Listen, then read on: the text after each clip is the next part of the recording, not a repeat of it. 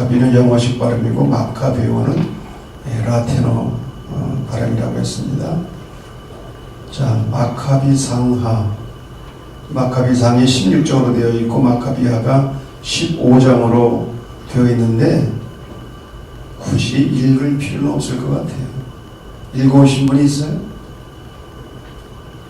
외경 공동번역 성경 속에 들어있는데 굳이 안 읽어도 역사적인 그 배경만 알면 되겠습니다. 자, 생각을 여는 주제. 첫째, 시작. 우리는 징계와 고통에 대해서 어떤 개념을 가지고 있습니까? 여러분, 어려서 부모로부터 매 맞아 봤어요? 안 맞아 봤어요? 네? 그렇게 착하게 성장해서 매도 안 맞고? 네. 오늘 우리가 이 성경을 보면 하나님은 사랑하시는 자를 어떻게 하신다고요? 징계하신다. 징계가 없으면 참 아들이 아니고 뭐라고요? 사생자다. 부모가 없는 자식이라. 육신의 부모는 자기의 뜻대로 우리를 징계하였거니와 자기 뜻대로 합니까? 지성질에 못 이겨서 할 때가 많죠. 그러나 하나님은 누구의 유익을 위해서? 우리의 유익을 위해서. 그러면 징계받는 사람은 두 번째, 시작. 징계받는 사람은 하나님께 버림받은 사람입니까? 그래요, 안 그래요? 아니죠. 버림받은 게 아니죠. 오히려 사랑하시는 자를 징계합니다. 자, 세 번째 질문, 시작. 전쟁 속에서 하나님은 어디 계신가? 이것은 수많은 사람들이 전쟁터에서 죽어가면서 던졌던 질문입니다. 하나님, 당신은 어디 계십니까?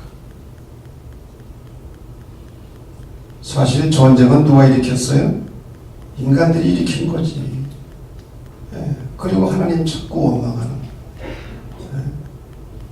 많은 젊은이들이 전쟁터에 죽어가면서 하나님, 당신이 어디 계십니까?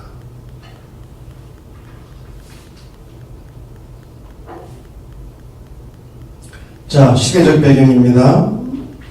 말라기 4장과 마태복음 1장 사이에는 성경에는 몇 장으로 되어 있어요? 말라기 4장과 마태복음 1장의 사이에는 뭐가 있어요? 2장. 여백이 2장밖에 없어요. 2장. 저는 한 장인 줄 알았어. 그때 신약 전서하고 목록 해가지고 2장밖에 없더라고. 성경에는 2페이지밖에 간격이 없지만 시대적으로는 400년. 이 400년은 암흑의 시기고 침묵의 시기고 무엇보다도 피의 역사였어요. 피의 역사. 수많은 피를 흘린 거예요. 이 400년 동안. 예수님이 오시기까지 400년 동안 성경이 기록되지 않았어요.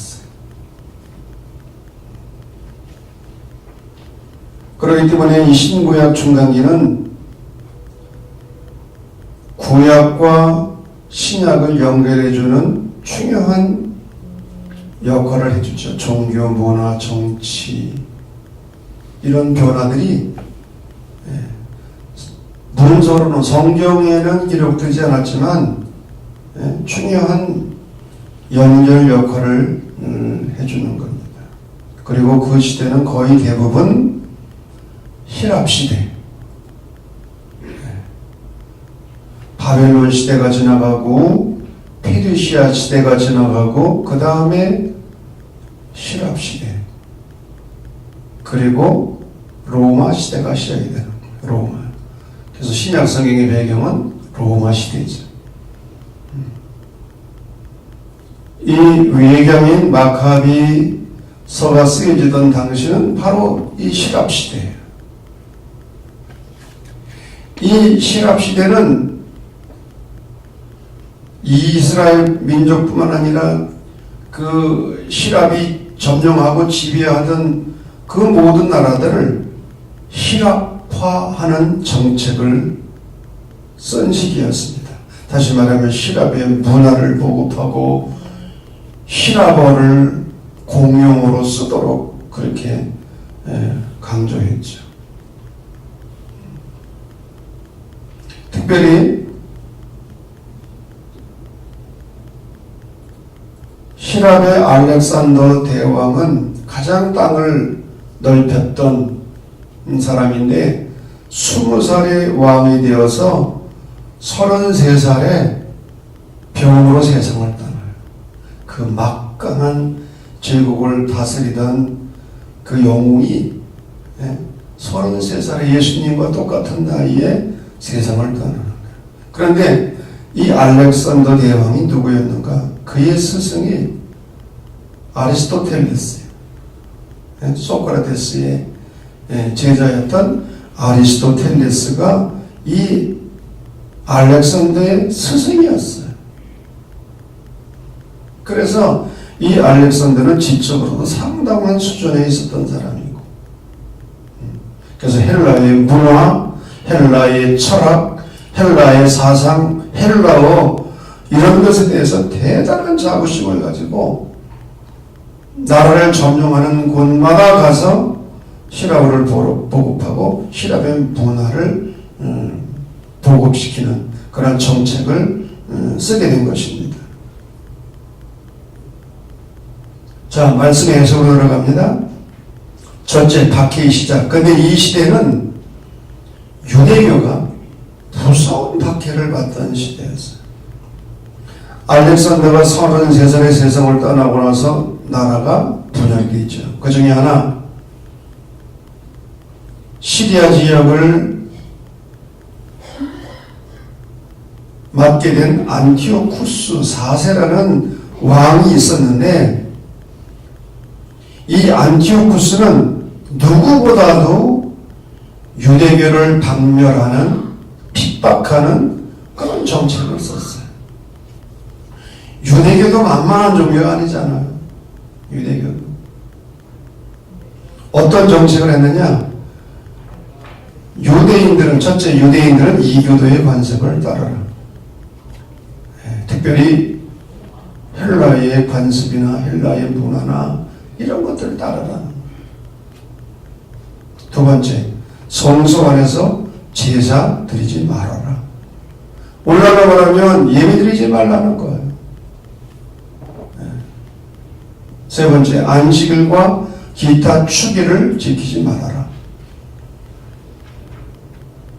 유대인들은 안식일을 목숨 걸고 지킵니다. 지금도 마찬가지. 근데 지키지 말라는 거예요. 그뿐만 아니라 모든 축일도 지키지 말라는 거예요. 성소와 성직자들을 모독하라. 성직자들을 내쫓고 성소를 허물고, 그리고 거기에다가 다섯 번째, 이교회 제단과 성전을 세우라. 여섯 번째, 돼지와 같은 부정한 짐승을 희생제물로 바치라. 유대인들은 돼지고기를 먹지도 않고 치지도 않아요. 부정한, 레위기에 나오는 부정한 짐승에 속하니까. 그런데 돼지를 제물로 바치라. 그러니 유대인들이 이런 걸 따를 수가 있습니까? 따를 수가 없는 거지. 그래서 유대인들은 둘 중에 하나밖에 없었어요. 신앙을 지키다가 순교를 당하느냐, 아니면 배교를 할 거냐. 살기 위해서는 배교를 해야죠.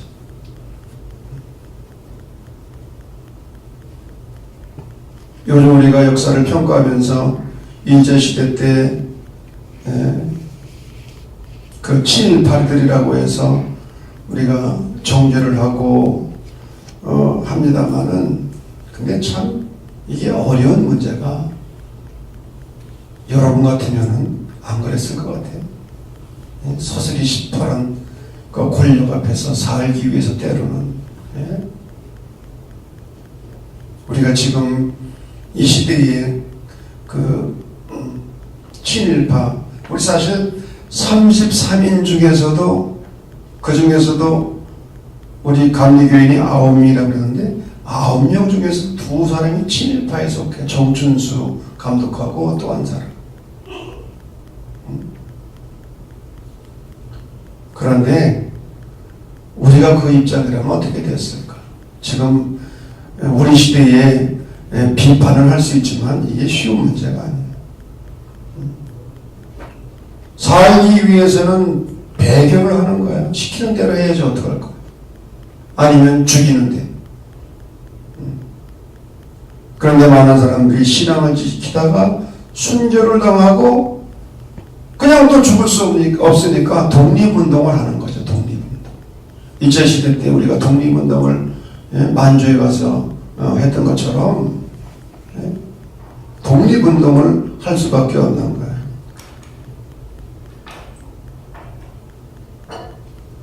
두 번째, 박해 속에서의 신앙투쟁.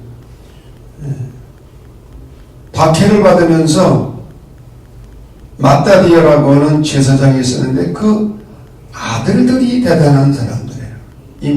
이 마카비 형제들. 이 사람들은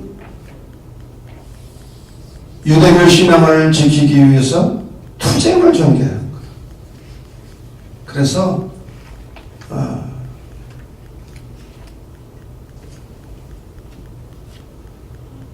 그걸 뭐라고 합니까? 독립군이라고 그럴 수도 있고, 군대를 조직해가지고 이 안티오쿠스 군대와 맞서서 싸움을 전개하는 거예요. 그야말로 게릴라전이죠. 정규군이 아니니까. 정규군이 아니니까. 정규군에 맞서가지고 게릴라를 조직해서 싸움을 하는데 싸울 때마다 승리를 해요. 이 마카비 형제들이 조직한 이 게릴라가. 그래서 기적 같은 승리를 거두게 됩니다. 기적 같은 승리. 그래서 다시 팔레스타인 잃어버린 땅을 되찾게 되고 100년 동안 하스몬 왕국을 건립을 합니다. 하스몬 왕국. 주전 166년부터 62년까지 약 100년 동안 하스몬이라는 왕국을 건설합니다. 그러다 또 망하게 되는데 주전 63년 로마의 폼페이 장군에 의해서 완전히 멸망을 당합니다. 로마는 워낙 강하니까 이길 수가 없는 거예요. 이길 수가. 그래서 기원전 63년부터 1948년 이스라엘 나라가 건설될 때까지 약 2000년 동안 땅 없는 민족이 되고, 땅 없는 민족. 여러분, 땅 없는 민족이 얼마나 비참합니까? 월남이 패망했을 때에 거기서 도망쳐나 보트 피플이라는 말이 생겨났잖아요. 배를 타고 도망하다가 받아줘야지 누가 받아줘. 그래서 바다에 빠져 죽은 사람들이 얼마나 많았어요. 이때부터 유대민족은 전 세계로 흩어져서 생활하는 거죠. 얼마나 많은 고난을 당했습니까?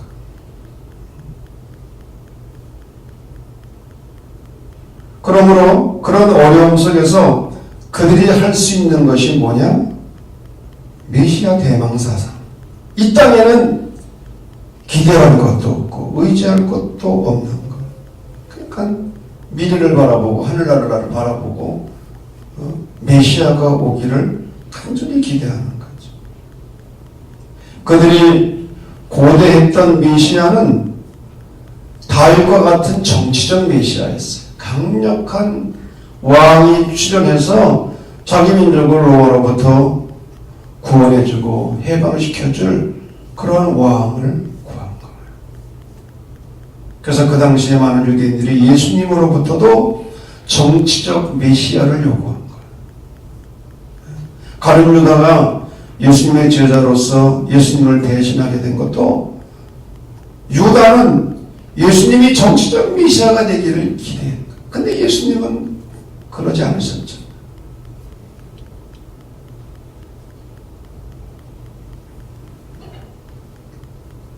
자, 그러면 신구약 중간기에 있었던 중요한 일들이 뭐냐? 첫째, 구약 성경을 헬라어로 번역합니다. 그걸 70인역이라고 해요. 영어로는 LXX라고 그러는데 왜 70인역이 됐는가? 12지파에서 2명씩을 차출한 거예요. 성경을 번역하기 위해서, 히브리어를 헬라어로 번역하기 위해서 학자들을 6명씩 부른 거예요. 그럼 몇 명이 돼야 돼요? 12지파니까? 빨리 계산해봐요. 몇 명이 돼야 돼요? 72명이 돼야 돼요. 근데 왜 70명이에요? 두 사람이 안 왔어요. 안 온 거지. 못 온 거지. 그래가지고 어떻게 해? 안 온 사람 어떻게 해? 예. 온 사람들끼리 모여가지고 성경을 번역한 거예요. 그래서 이게 유명한 70인역입니다. 자, 두 번째, 탈굼과 탈무드가 나옵니다. 탈굼은 히브리어 성경을 아람어로 번역을 한 거예요. 여러분, 예수님께서도 아람어를 사용하신 것을 아십니까? 네? 아빠라는 말이 아버지가 아빠인데 이게 아람어예요. 아람어. 네? 아빠. 그리고 탈무드는 유대인들의 지혜와 교훈서입니다. 랍비들에 의해서 기록돼요. 삶의 지혜가 여기에 들어있어요. 그래서 지금도 이 탈무드는 교회 밖에 있는 사람들도 이 탈무드를 읽고 많은 교훈을 얻죠. 이 탈무드. 지금도 탈무드는 계속해서 쓰여지고 있다고요. 왜? 랍비들이 있으니까 지금도. 세 번째, 회당 제도의 활성화. 회당 제도가 활발해집니다. 그곳에 모여서 예배를 드리고 성경을 가르칩니다. 최초의 회당 제도는 바벨론 포로 시대였어요. 왜? 예루살렘에 가서 예배 드릴 수 없으니까.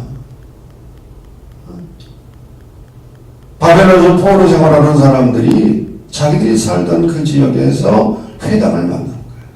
지금도 이스라엘은 곳곳에 회당이 세워져 있어요. 그래서 안식이 되면 유대교의 전통 복장을 입고 손에는 구약성경, 특별히 율법서를 들고 와서 회당에서 율법을 읽고 배우죠. 네 번째, 사내들인의 시작. 대제사장을 의장으로 하는 70명의 공의회입니다. 오늘날로 말하면 국회입니다. 국회. 사내들인이 이때 생겨나게 되었고요. 다섯 번째, 여러 개의 분파들이 나오게 되는데 바리새파, 사두개파, 에세네파.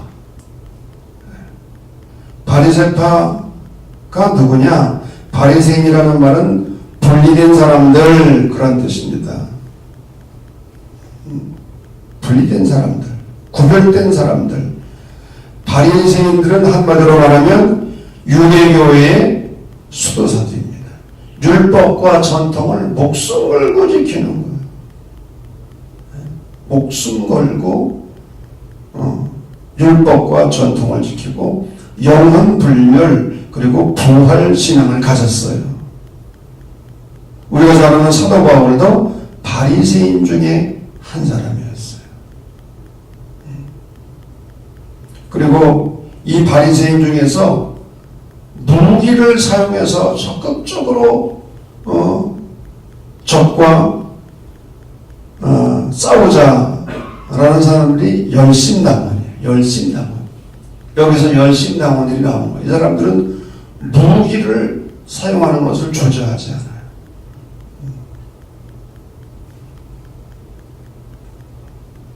두 번째, 사두개파입니다. 사두개는 사독의 후예라는 의미죠. 사독은 제사장 출신입니다. 그들은 현실 정치에 깊숙이 참여하는 거예요. 현실 정치. 네. 교회 문제만 이 종교 문제에만 관심을 갖는 게 아니에요. 성문 안에 율법만 경전으로 받아들이고 구전을 거부하고, 이 사람들은 부활이나 영원 불멸을 믿지 않습니다. 그 성경을 보면 신약성경에 바리새파와 사두개파가 싸우고 갈등하잖아요. 부활이 있느냐 없느냐 이런 문제를 가지고 사도 바울이 교묘하게 이걸 피해가죠. 수적으로는 작았지만 고위 성직자들이었어요. 왜? 제사장의 후예니까. 세 번째, SNF파는 금욕주의자들입니다. 결혼도 하지 않았어요. 엄격한 규율을 지키면서 단순한 생활을 했습니다. 대표적인 사람이 세례요한. 광야에서 낙태 털옷을 입고 메뚜기와 석청을 먹으면서, 지금 보니까 보약을 먹은 것 같아요. 메뚜기와 석청을 먹고 금욕생활을. SNF파. 자, 가장 중요한 것은 이때 유대교가 출현합니다. 바벨론 포로 이후에 제사장 겸 박사였던 에스라를 중심으로 해서 이스라엘 민족 종교인 유대교가 탄생하게 되는 거예요. 이 사람들은 인격적으로 유일신 하나님을 믿으면서 메시아를 기다리는 메시아 대망 사상을 가지고 있었어요. 그들의 목표는 유대교 신앙을 확립하는 것과 외세에 대한 대책을 수립하는 것이었어요. 그리고 유대교의 특징은 율법주의와 형식주의. 나라가 왜 망했는가? 왜 이 지경이 됐는가? 율법을 지키지 않아서 그렇다고 합니다. 그래서 율법을 엄청나게 강화했어요. 특별히 십계명 같은 거. 십계명 간단하잖아요. 거기다가 구체적인 내용들을 만드는 거지. 예를 들면 안식일을 기억하여 거룩히 지키라. 여기에 처음에는 39개의 구체적인 계명을 만들었는데, 또 시간이 흐르면서 39개에다가 6개씩을 다 곱한 거야. 6개. 그러면 39 곱하기 6이 몇 개예요? 2, 3, 4, 234개. 안식일을 기억하여 거룩히 지키라. 이 한 가지 계명을 이 구체적으로 강목을 만들어서 234개가 되게. 그러니까 여러분, 안식일을 하나 지킨다는 게 얼마나 까다롭고 어렵겠어요. 또 유대교는 인과 응보의 교리를 주장했어요. 원인이 있으니까 결과가 있지. 죄를 지었으니까 벌을 받고 고난을 받는 거지. 수많은 사람들을 의인과 죄인으로 양분했고 수많은 죄인들을 양산한 거예요. 이게 예수님이 오시기 직전에 유대교의 중요한 특징 가운데 하나가 수많은 죄인들을 만든 거예요. 특별히 이방인들. 이방인은 무조건 죄인이에요. 유대인이 아니고 이방인은 지옥의 땔감으로 생각했어요. 이방인들은 구원받을 수 없는 존재. 또 율법을 지키지 않거나 직업상 지킬 수 없는 사람들, 세리, 천기, 강도, 농부. 여러분, 농사를 제대로 지으려면은 어떻게 안식일날 손 하나 까딱하지 않고 일을 하지 않습니까? 지금도 여러분, 유대인들은 안식일에 밥 안 해 먹어요. 다 사 먹고 안식일에 손 하나 까딱하네. 불도 안 켜, 불도. 그러면 저녁에 불을 어떻게 킵니까? 다 기계로 해, 기계로. 타임머신으로 해가지고.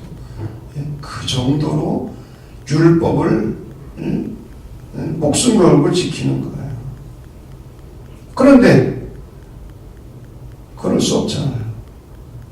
여러분, 한국 교회 초기에 있었던 일인데 주일날 어느 농부가 마당에다가 고추를 널어서 고추를 널었잖아요. 근데 교회를 가야 되는데 비가 온 거야. 그러니까 이걸 어떻게 해야 돼요? 성수관장 어떻게 해야 돼? 이거를 빨리 걷어들여야지. 비가 오는데 애써 말리는 거. 그래가지고 고추 노른 거를 걷어들이고 교회에 넣는 바람에 교회로부터 징계를 받았어. 늦었다고. 그런 일이 있었어. 초기 이 한국적인 교회에 그런 게 아주 얼마나 율법적이고요. 율법을 지키지 않으면 다 죄인이야. 가난한 사람도 다 죄인이고. 왜 가난해? 하나님의 저주를 받아서 가난한 거지. 왜 병이 들어요? 하나님의 저주로 본 거예요. 병자들 다 죄인들이에요. 뿐만 아니라 직업이 좋지 않은 사람들, 오물을 취급하는 사람이라든지 무두질하는 자, 다시 말하면 짐승의 가죽을 취급하는 자, 목동, 짐 운반자, 다 죄인들이에요. 이런 때 예수님이 오셔서 내가 의인을 부르러 온 것이 아니라 죄인을 부르러 왔다. 수고하고 무거운 짐진 자들아 다 내게로 오라. 내가 너희를 쉬게 하리라. 예수님이 말씀하신, 특별히 신약성경에서 말하는 죄인들은 단순히 윤리적으로 도덕적으로 죄를 지어서 죄인들이 아니에요. 그 시대가 만든 죄인들, 특별히 유대교가 정죄한 그 많은 죄인들. 나는 의인을 부르러 온 것이 아니다. 죄인을 부르러 왔다. 특별히 예수님께서 병든 자들을 고쳐주시면서 하신 말씀, 네 죄가 사함을 받았느니라. 너가 죄인이야. 네 죄 때문에 지금 병들고 고생하는 것이 아니라는 거예요. 근데 유대교가 그렇게 가르친 거예요. 그러니 사람들로부터 버림받는 것도 억울한데 하나님께로부터 버림을 받은 거예요. 이런 사람들을 향해서 예수님은 병을 고치시면서 네 죄 사함을 받았느니라. 자유와 해방을 시켜주시는 거죠. 그래서 사실 초기에 그리스도인들은요 거의 가난하고 병들고 힘없고 그 사회에서 정말 계급이 낮은 사람들이었어. 목동들, 세리, 창녀.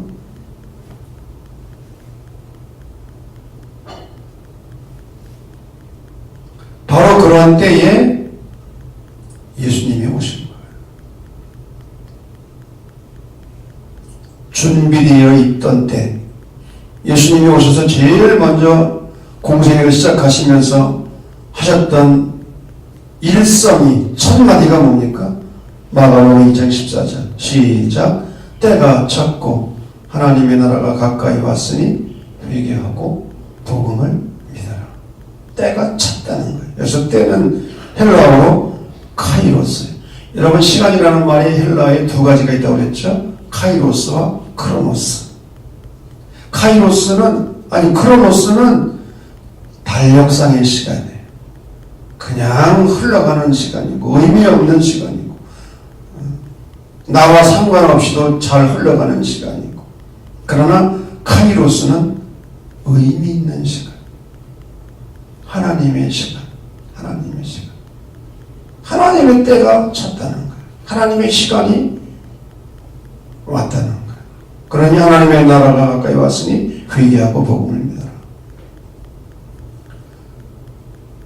예수님은 준비되어 있던 시대, 준비되었던 땅, 준비되었던 곳에 상황 속에서 오셨는데, 예수님이 오셨던 그 시대는 무엇이 준비되었나? 정치적인 준비.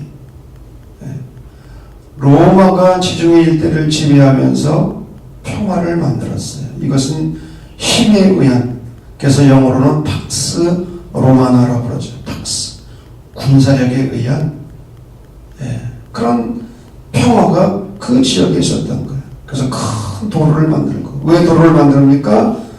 나라를 점령하기 위해서. 군대가 달려가기 위해서 도로를 만든 거예요. 그리고 언어가 통일이 된 거예요. 히라보로. 그러니 평화의 시대에 큰 도로가 발달하고 언어가 통일되어 있으니 얼마나 복음 전하기가 좋아요. 여러분 복음을 전할 때 가장 어려운 게 이 언어의 문제 아닙니까? 언어의 문제. 정치적으로 복음이 가장 잘 전달되도록 준비가 되어 있었다는 거예요. 경제적 준비. 고대 시대의 찬란한 문화와 사치와 혁명 아래서는 빈곤과 불안이 가득 차 있어요. 예를 들면 로마가 정말 강력한 국가를 구축하면서 수많은 나라를 침략하고 약탈하고 전리품들을 가져오고 세금을 걷어들이고, 그래서 로마 시민들은 최고의 사치와 향락을 누렸어요.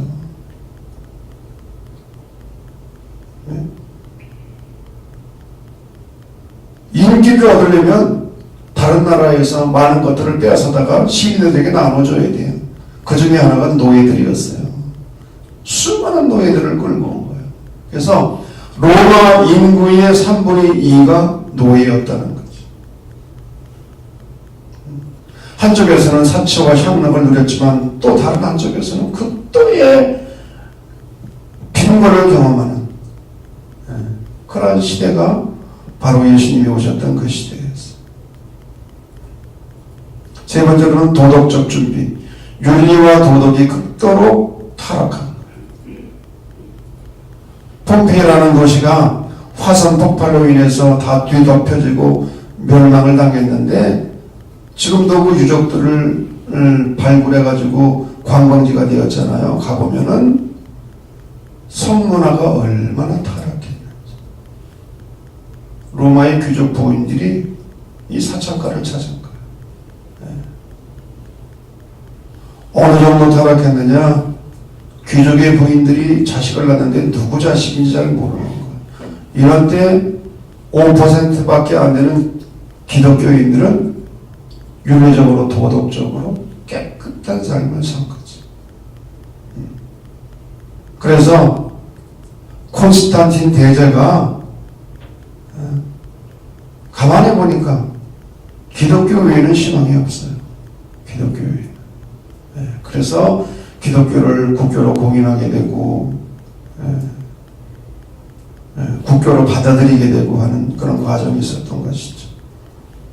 도덕적으로 준비가 되어 있었다. 네 번째, 종교적 준비. 종교적 공백기였어요. 종교가 없었어. 그래서 로마 황제를 신으로 숭배하기까지 했어요.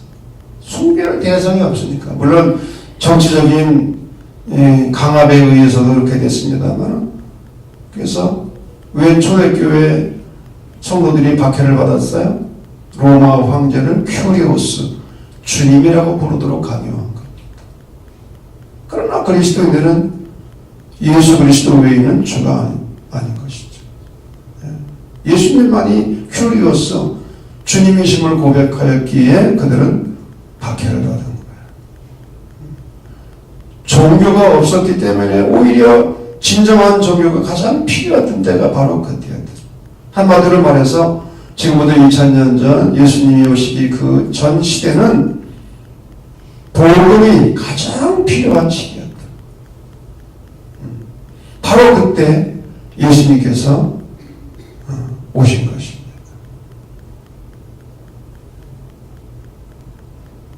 자, 성찰과 나눔입니다. 1번 다 같이 시작. 마카비 민족운동은 암흑기 살아계신 하나님의 역사의 상징. 도저히 이길 수 없는 전쟁을 이기고 그리고 하스만 왕조를 건립하게 됩니다. 도저히 이길 수 없는. 두 번째, 시작. 이스라엘의 위기가 찾아왔을 때 결정적인 순간에 들어서는 하나님의 움직임이 너무나 분명합니다. 우리에게도 역시 같은 역사가 있음을 믿어야 됩니다. 우리 민족도 마찬가지죠. 지나놓고 보니까 얼마나 많은 고난과 위기가 있었어요. 구한말, 일제시대, 해방, 6.25 이후에 그 경제적으로 어려웠던 시기, 그리고 민주화의 과정, 그런 어려운 과정들을 거치고 오늘의 대한민국이 된 거예요. 대한민국.